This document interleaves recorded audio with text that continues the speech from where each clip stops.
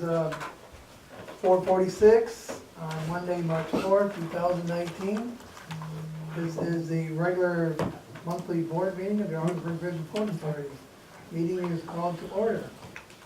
Davis, have any letters of communications to the board? There are several in there, none requiring action, but a few worthy of pointing out. There's a New York State DOT letter regarding the aviation grant. There's a thank you letter from TSA for the support that the airports provided. There's a note in there about the upcoming expanded U.S. workshop for Canadian companies, and various other news articles that you see in there regarding SkyWest and our upcoming United flights going direct to Chicago and to Dallas. Okay. I'm disappointed to see that we did not receive a aviation capital grant. I'm sure we will apply again next year. That is yearly, isn't it? It's, for all intents and purposes, yes, a little longer than a year, but yes. So we'll get a debrief on this one and figure out how we can improve future applications. Good. Thank you. Anyone else have any comments? No? Moving on, approval of the board minutes, February 11th, 2019. Mr. Adriano, did you review those? I did indeed. And That looks good. our motion to accept? I'll make that motion. Second? I'll second it. And Marie, call the roll, please. Mr. Andriano? Yes. Mr. King? Yes. Mr. Coffin? Yes. Mr. Burns? Yes. Ms. Whitty? Yes. Motion carried. That was 5 votes, Anne Marie, more than usual. You okay? Yeah, I'm good. Okay. Good. Reports, presentations and reports, Mr. Davis? Just very quickly, there is a key button on the United site that you need to be aware of, and that's right here when you're logging onto the United site. Click this plus or minus 3-day matrix that you see, and you'll see all combinations of flights out of Ogdensburg and their destinations. Then you can just easily go up here and change Chicago to San Francisco or to wherever it is you would like to go. The corresponding matrix will update itself right there. And you can see the Essential Air Service flights at the $203. But the key to the whole thing is that plus or minus 3-day matrix. And that is up and operating at the present time? Yes, it is. Everything is loaded in there. So anyone who would like to fly out of our airport starting May 3rd Starting May 3rd. can go on and book a flight, United.com. united.com. Good. Cape Air flights continue till. Cape Air will continue right up until the switchover on May 3rd. That's good. Okay. Moving on, Bridge traffic report. Bridge traffic report is in your possession, reflects a 3.2% decline in total crossings, most of which is coming from the automobile side, with all other crossings being close to break even.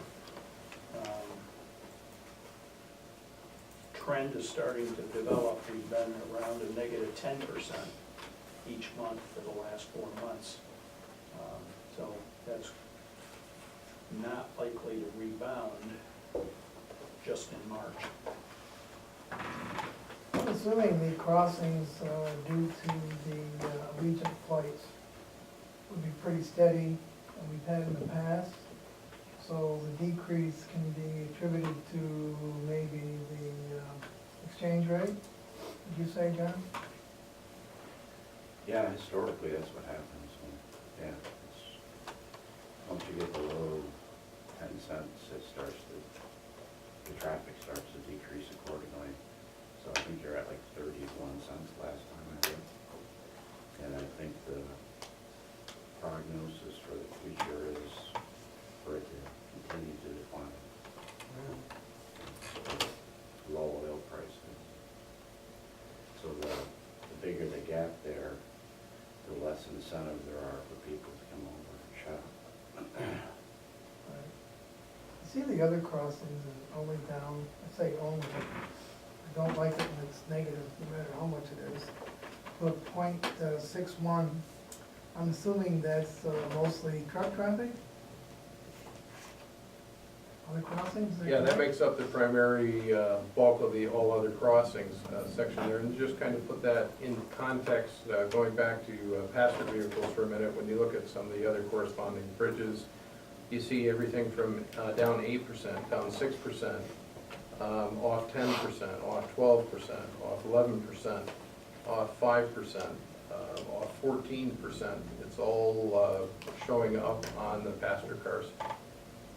That's January data, so it's a little out of sync, but the February data will be available in probably the next couple of weeks. That is interesting, though, that truck is not off as much as passenger.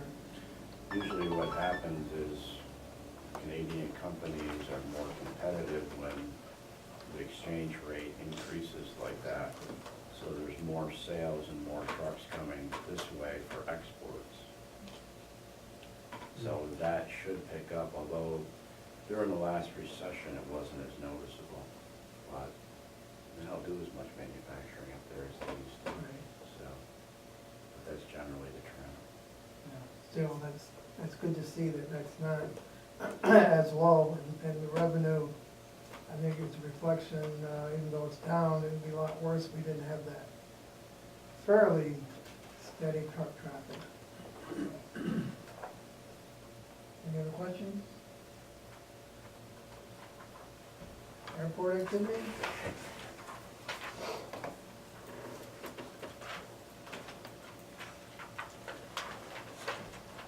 Were you gonna report on that? Oh, go ahead. Oh, In the process, pulling it up here, it's a Okay. little slow. okay, employments for this month were 3,234 passengers, and deplanements were 2,229 passengers. You can see on the chart where we're trending. The flights are full right now because of the breaks and so on. We had another full flight going out today. Have we missed any flights out, or Allegiant or Cape Air recently?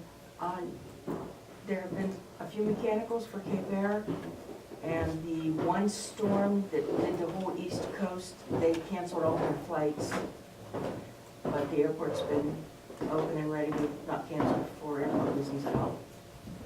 Good, We've been open when everything else regionally is shut down. right. We'll be closing in on the 125,000th passenger since the 2016 rebuild, probably in the fourth week of March, according to the numbers at this point. Seems like we just had 100. Good.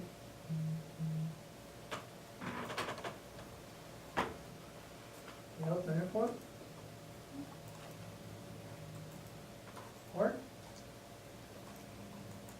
I think that's in here, 2. And there was, I had asked for information on 2019 port summary as far as you can see, it's all salt.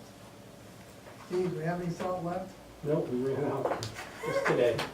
The North American went out the second week of February. You can see on the first page of the salt log that February 12th is when we were done there. And then we had 2 trucks loads today, probably 60 ton that went out, and we're completely out right now. One thing I will know is storage is up over our previous way of doing it. We used to bill at the end with whatever's left over. We had some left over, but we started in a new monthly thing, and overall, I think we're up $11,000 or $12,000 over what we would have done. But in that case too, we won't have any salt. There will be no carryover, but the fact that we went to that will help. So an early vessel would be good for us as far as storage, because you're not gonna move it all out, so you'd have that right through. So I don't know if that will influence the salt companies, but I'm sure they wanna replenish as soon as they can. So whatever contract North American or Martin had with other municipalities or whoever, they're getting that salt from where? I heard some from Montreal and, I think Buffalo. So it's not coming across our bridge? No, they haven't got salt to give. They're in the same situation over there. They're really tight with their inventory. Montreal had some apparently, but they didn't get into too many details, but I did inquire about that, but basically they're real tight over there, so they're in the same situation as we are. Because we were hoping to pick some of that up, at least on the bridge traffic. So I can stop praying for snow, is that what you're saying? Sure. And then, I mean, it's good to be out, Yeah. but it would have been better to have some down there. And we even made a pitch to bring in, either another half vessel or just to, and that would have been nice. In retrospect, they didn't take that advice, but they don't think they had salt that they were able to ship to us. So, I remember you mentioned that earlier, that you and OMLC were trying to do that, but, they would have split one. I was I gonna think say. a full one went to across the way there right around Christmas time. Then on the other ones, grain has been pretty steady by rail. We're getting probably an average of 3 to 4 rail cars a week. And then we're probably shipping out half of that. Anyway, we are building up an inventory on that. And you can see the inbound rail there for the, and on the Maxim, they'll start picking up deliveries there once the construction season and things begin in Canada. We pick up a little bit on the scale there, so that's just an added income stream there. Maxim is shipping out entirely to Canada? Yes, from what I know, yes.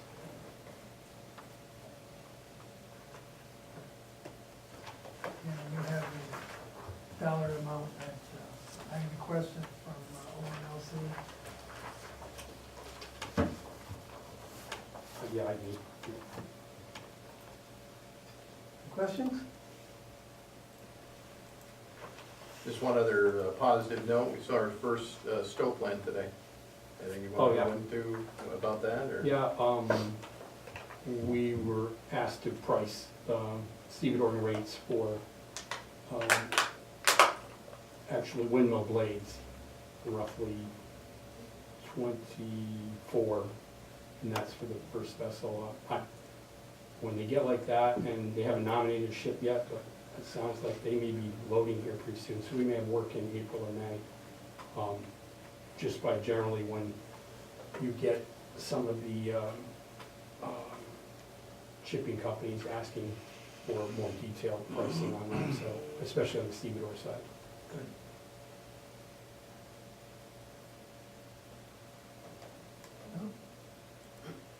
Other than that, report, getting ready for the shipping season?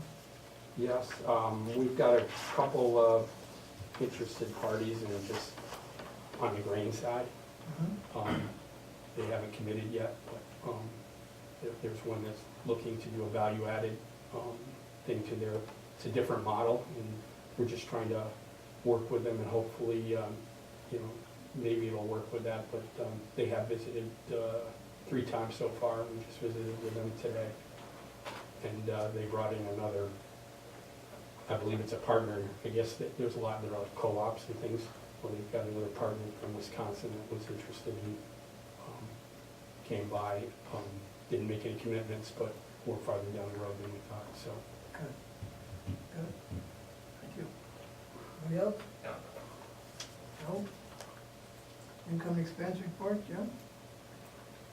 Okay.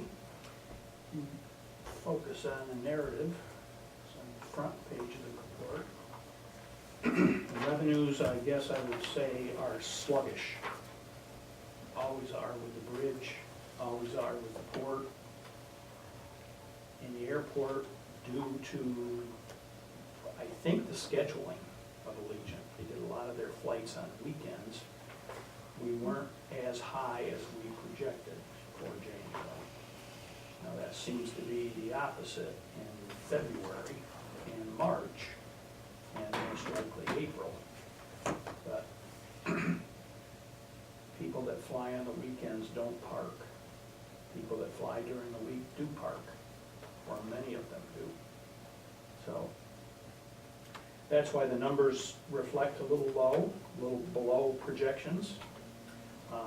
Border Station lease is on its 5th month of an extended lease to our new lease. I'm not saying that right, but we should, I think we have just recently seen a listing of capital improvement projects that were asked for as a result of the inspections that they did.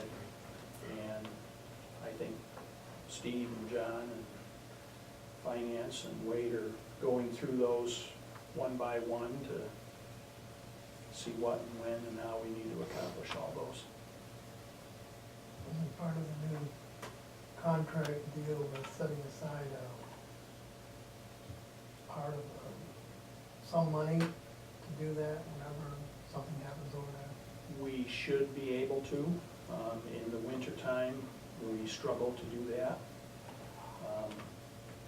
So I can't make any promises. Do you have staff that can do that? Or Excuse me?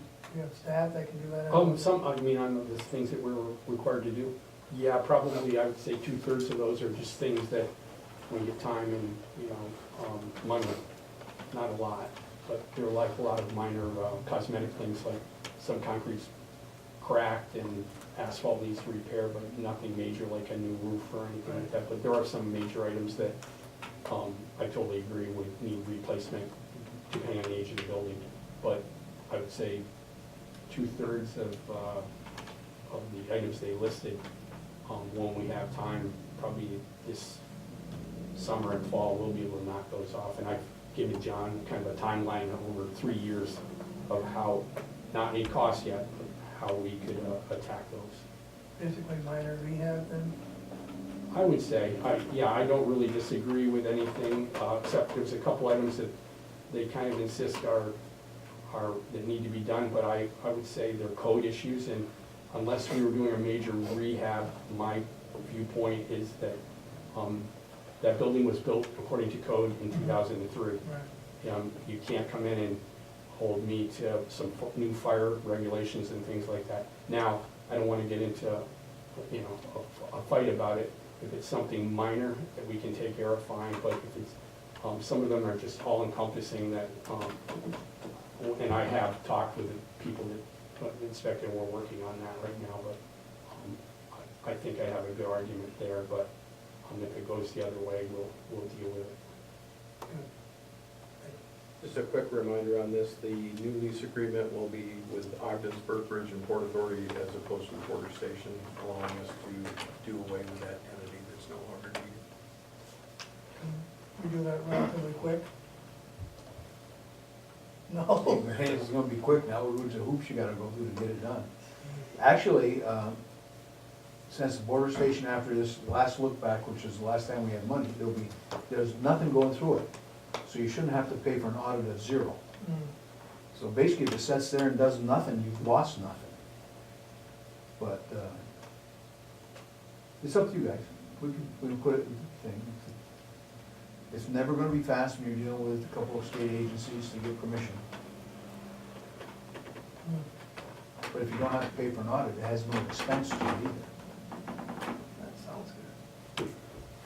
Hey, Jim? Okay. Budget variances predominantly are revenue related, not quite meeting projections. I think the budget's still in fairly decent shape and still has room for recovery, and at least in the airport. The bridge trending downward is a little bit more of a concern because we've crossed over where our 18-19 revenue is less than our 17-18 revenue through 10 months. So, and with the traffic declining, that probably will continue.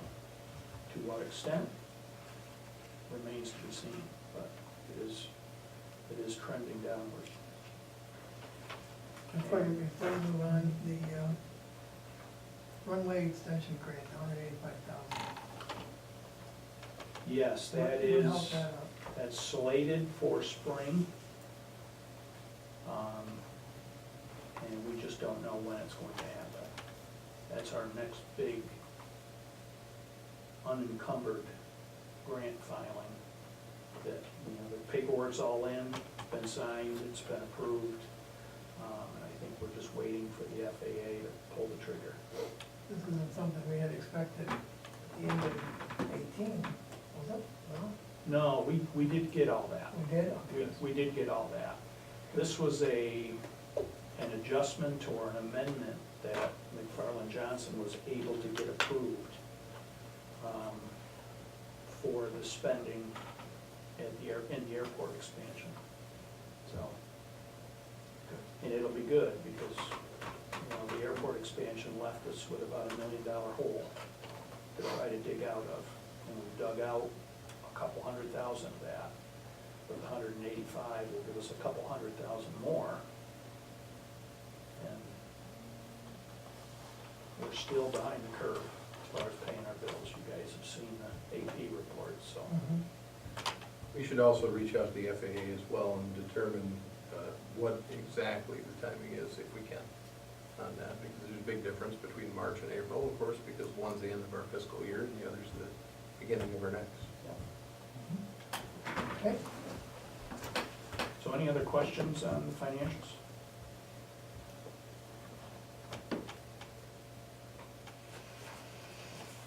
I was hoping before the meeting is over that we have some discussion about the balance sheet. I'm not sure where the board was disappointed in the balance sheet that I previously provided. Whether I couldn't read it.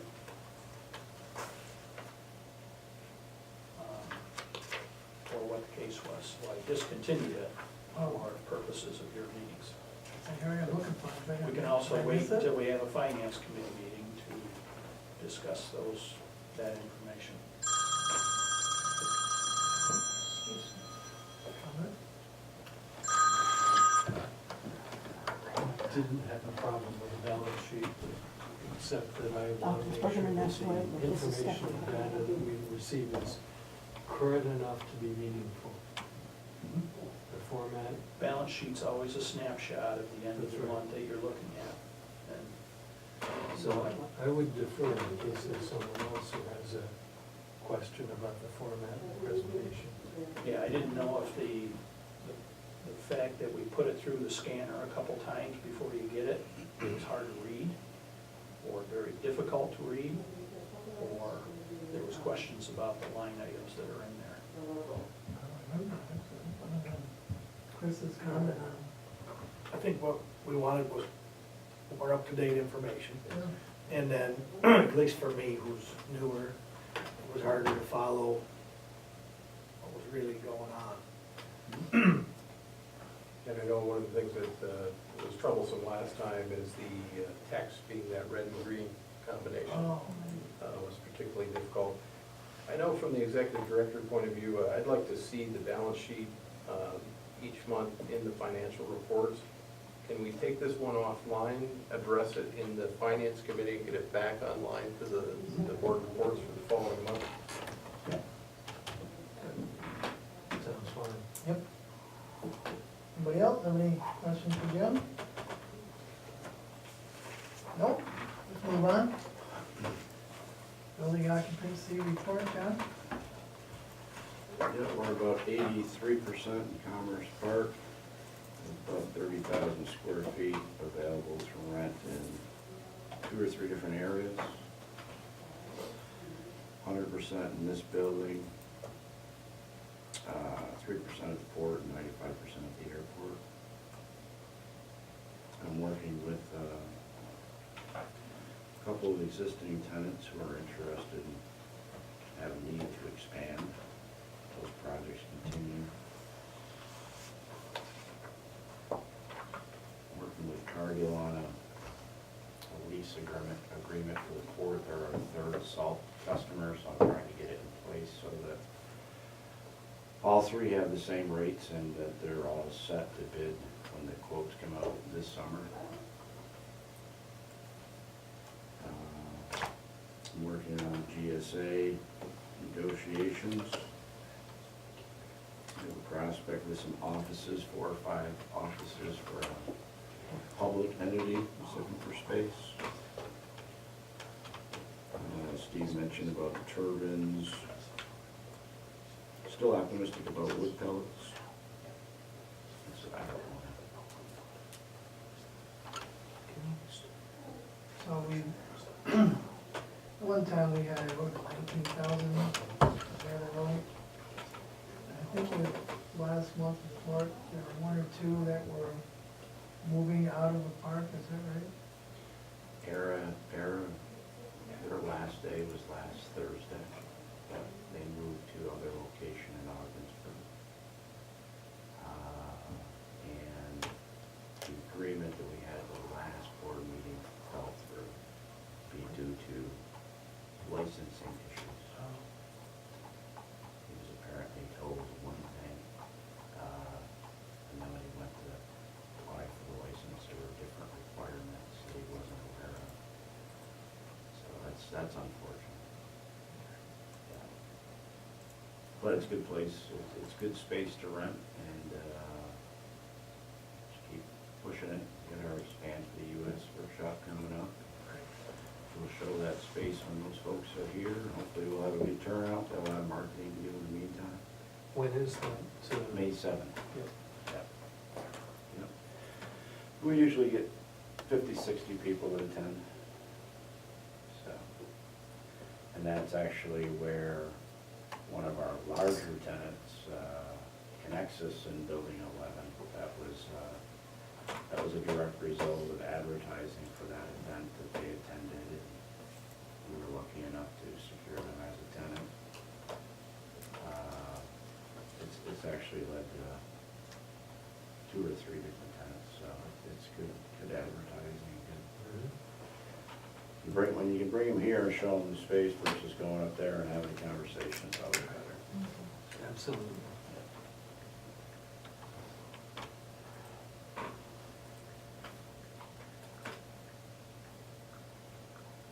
Anybody else have any questions for John?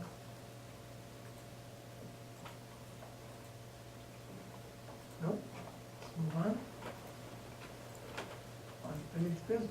First up would be the appointment of the internal control officer.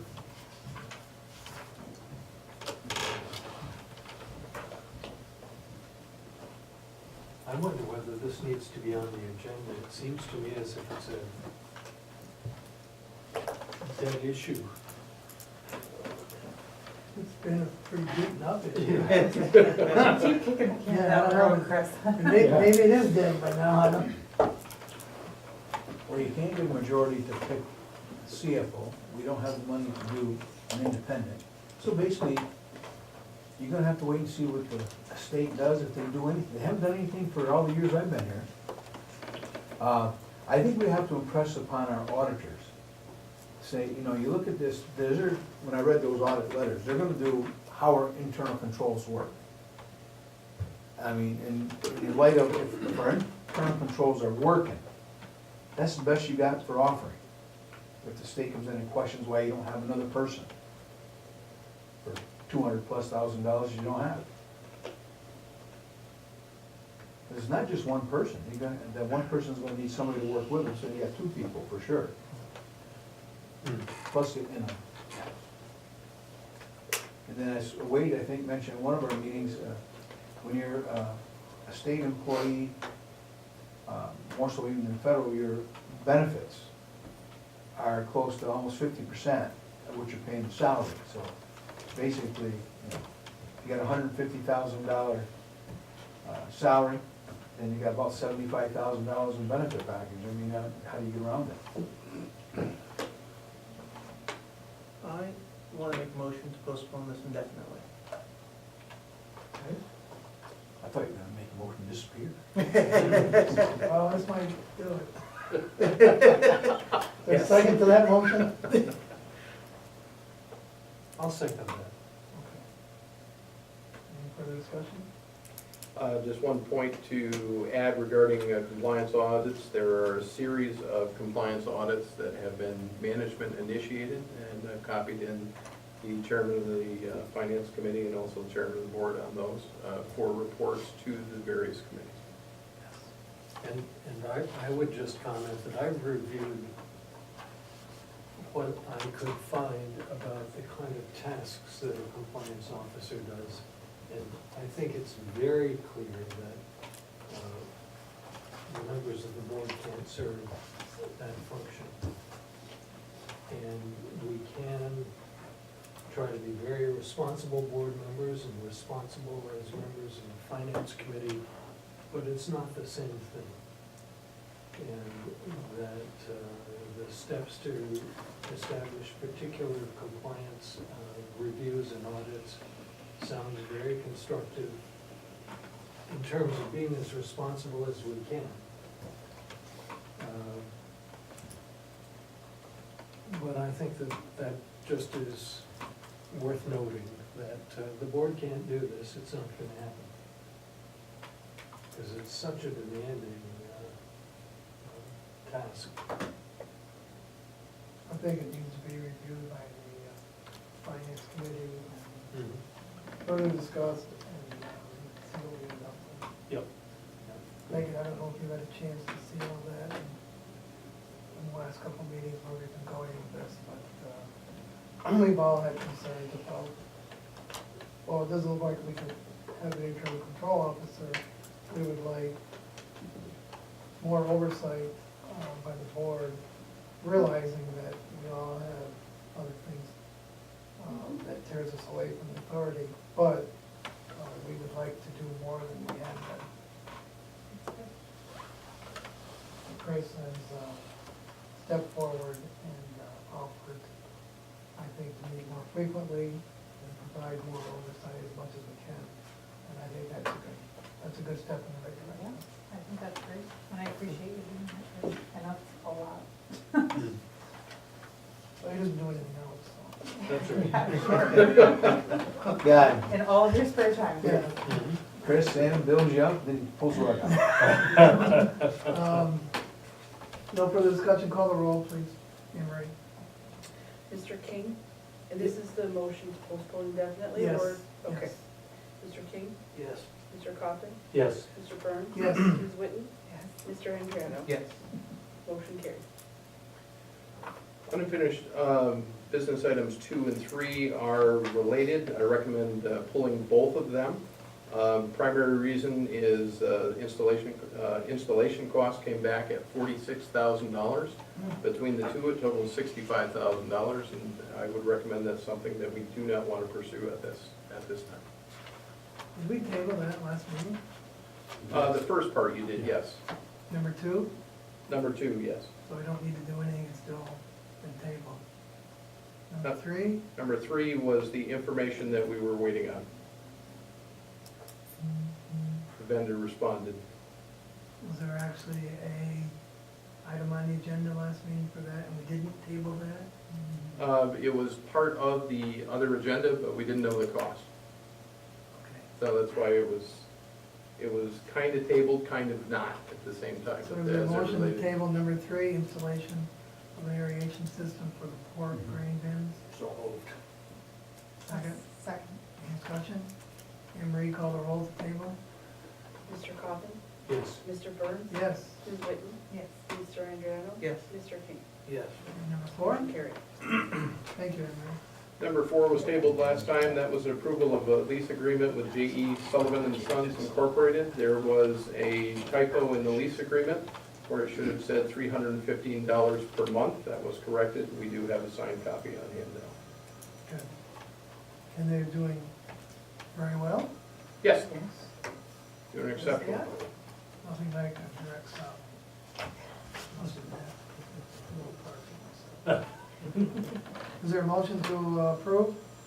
So moved. Second. Any discussion? Anne Marie, call the roll, please. Mr. Burns? Yes. Ms. Whitten, Yes. Mr. Andriano? Yes. Mr. King? Yes. Mr. Coffin? Yes. Motion carried.